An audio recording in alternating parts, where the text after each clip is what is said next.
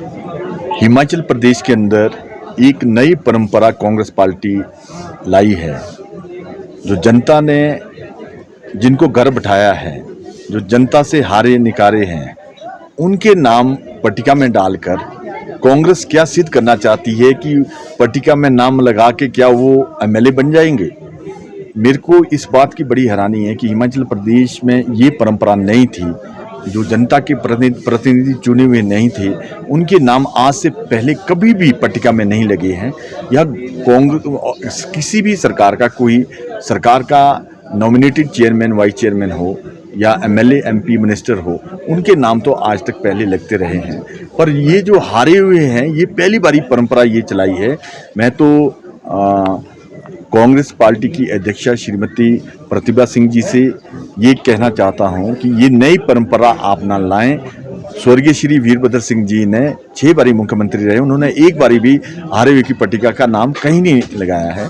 इस परंपरा को आप इस परंपरा को आप बनाए रखें जो स्वर्गीय श्री वीरभद्र सिंह जी और जयराम ठाकुर जी ने हिमाचल प्रदेश में और आज से पहले जितने भी मुख्यमंत्री रहे, माननीय मुख्यमंत्री रहे, कोई भी माननीय मुख्यमंत्रियों ने किसी भी हारे हुए को अलाउ नहीं किया पट्टिका में नाम के लिए। मुझे ये सुनकर बड़ी हैरानी हो रही है कि देश के यशस्वी प्रधानमंत्री आदरणीय श्री नरेंद्र भाई मोदी जी ने अटल टनल का उद्घाटन कर दिया और पूरे देश में देश की मीडिया, देश की जनता को समर्पित कर दी। उसके बाद कई सालों के बाद अब दोबारा उसमें पट्टिका लगा रहे हैं। ये बहुत ही नई परंपराएं जो कांग्रेस चला रही है, ये बहुत ही गलत सिस्टम है। फिर तो जो 5 साल में जितनी भी पट्टिका आदरणीय श्री सुखविंदर सिंह सुक्खू जी लगाएंगे, तो उसके बाद हमारी सरकार सारी बदल कर हम फिर सारी पट्टिकाएं क्या नहीं लगाएंगे। ये परंपराएं गलत है, इसको ना चलाया जाए। इसमें सरकार का पैसा लगता है, सरकार का पैसा नहीं है, हिमाचल प्रदेश की जनता का पैसा है, देश की जनता का पैसा है। इसका सदुपयोग करें। जिस तरह से आप दुरुपयोग कर रहे हैं इन पैसों का, आपने देखा होगा अभी हाल ही में जो डिजास्टर का पैसा आया था, किस तरह से उसकी बंदर बांट हुई है। एक पंचायत में 70-70 लाख दिए गए, कांग्रेस के पदाधिकारियों को पैसे बांटेंगे। ये गलत परंपरा चला रहे हैं। और जो गरीब, वंचित, शोषित जिनको मिलना चाहिए था, जिनका असलियत में नुकसान हुआ है, जिसका घर बार सब कुछ चला गया है, उनको मिल रहे हैं लाख रुपया। कुछ लोगों को मिल रहे हैं 2.5 लाख रुपया, जिनका मतलब कागजों में सिर्फ डंगा गया है। इस तरह से ये परंपराएं बहुत परंपराएं गलत चला रहे हैं।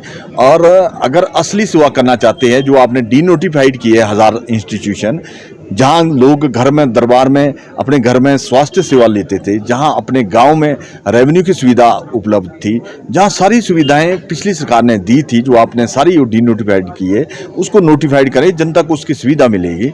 अभी हिमाचल प्रदेश के अंदर सैकड़ों बसें नहीं चल रही है। पहाड़ी के क्षेत्र में बागवान किसान इतने तड़प रहे हैं कि आप सोच नहीं सकते। पींट में उनको अपने बर्फ के लिए जो 3 महीने होते हैं, उसमें रोडें बंद होती है, राशन पींट में ले जाना पड़ रहा है। पर अभी सरकार किसी और ही चिंता में फंसी है कि कोई और ही तिगड़म कर रही है। ये बहुत ही दुखद है। सुंदरनगर में है कि जिनका फुली डैमेज घर हुआ है, जिनके पूरे बगीचे खत्म हुए हैं, उनके केसीसी में आप उनको राहत दें। उनका 1 साल 2 साल का शेड्यूल आगे बढ़ाकर और उनको कुछ ना कुछ आप हेल्प करें। और हमने एक बात और विनती की है कि ये जो कानून एप्पल के ठीक आप सीजन में लाए थे, आपको मैं आपके माध्यम से सरकार को एक ऐसी जानकारी दे रहा हूँ कि जो सरकार के पास आज तक उपलब्ध नहीं होगी। लोगों ने एचपीएमसी और हिमफेड को सेब दिया, पर आज इस बारी बहुत कम फसल थी। उसके बावजूद भी पिछली साल से बहुत ज़्यादा सेब एचपीएमसी और हिमफेड को किया है। और हैरानी इस बात की है, पिछली बारी जो सेब गया था और इस बारी 75% कम हिमाचल प्रदेश की मार्केट को सेब गया, 75% कम। आप सोच नहीं सकते कि उसमें कितना रेवेन्यू हिमाचल प्रदेश का नुकसान हुआ है। सब लोग पंचकुला, दिल्ली, चंडीगढ़, कलकत्ता, बम्बे, सब ने पलायन किया एक ही डर से कि मंत्री जी का डंडा है, अगर 24 किलो से ऊपर होगा तो केस होगा। उस डर से बागवान डर गए, वो बाहर की मंडियों में प्लान किया और उससे आप रिकॉर्ड ऑन रिकॉर्ड, मैंने विधानसभा में रिकॉर्ड मंगाया था, विधानसभा में रिकॉर्ड आया कि 75% कम सेब हिमाचल प्रदेश की पहली बारी मंडियों में आया है। मैंने उस टाइम भी कहा था कि अगर आपने कोई कानून लागू करना है, जनता से बात करके, बागवानों से बात करके, सरकार और बागवान और संगठन सारे मिलकर और आर्थिक ये सब इकट्ठे मिलकर अगर इसमें एक समन्वय बनाएंगे, फिर ये एक बहुत अच्छा मैसेज इसका जाएगा और फिर बागवान में भय नहीं होगा। सर सरकार में मेरी अध्यक्षता में ही आदरणीय श्री जयराम ठाकुर जी से एक कमेटी मिली थी, जिसमें बहुत सारे बागवानों का पैसा आर्थू और लदानी मिलकर या बिना मिले कुछ खा गए थे। हमने एसआईटी बनाई थी, उसमें स्पेशल इन्वेस्टिगेशन टीम बनी थी और उसमें एसपी रैंक के लोग लगाए थे और उन्होंने बहुत पैसा रिकवर किया। आप हैरान रहेंगे, सैकड़ों करोड़ के करीब करीब उन्होंने रिकवर किया है। अगर वो कमेटी ना बनती, श्री जयराम ठाकुर जी वो कमेटी ना बनाते, इनके तो हौसले, चोरों के हौसले बहुत बुलंद रहने थे, पर वो बहुत उनको हौसले तोड़ दिए गए हैं और बहुत लोगों को बम्बई, कलकत्ता, दिल्ली से पकड़ के भी लाया गया है। जिसकी भी बागवान जो पूरे साल मेहनत करता है, उसका नुकसान हो जाए तो बहुत ही दुखद है ये।